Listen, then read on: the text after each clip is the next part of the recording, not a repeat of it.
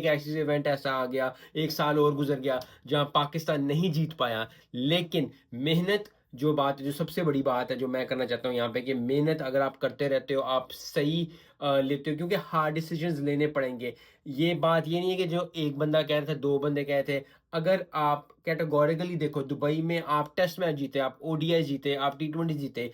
Test में हमेशा यासिर शाह ने आपको मैच जिताए, दुबई के अंदर। ओडीआई में भी आपको सईद अजमल ने मैचेस जिताए। टी20 में भी आपने जो स्पिनर्स शदाब ने या और लोगों ने इस तरह जिताए। जब आप पीएसएल खेलते थे वैसे ओडीआई वैसे टी20 खेलते थे, तो स्पिनर मिसिंग था। Yes, they went with their, लेकिन फिर वही है कि सक्सेस जब आप फैसला लेते हो, सक्सेस भी आपकी अपनी होती है और फेलियर भी आपके अपने होते हैं। विन और लर्न वाली चीज है। तो आई होप कि Pakistan will learn from it. अब जो चैंपियन ट्रॉफी में अब ये जीत जाए, वो जीत जाए, ये हो जाए, दुआ तो है कि पाकिस्तान आगे जाए। चांसेस तो अभी भी बन सकता है कि अगर बांग्लादेश हरा दे न्यूजीलैंड को।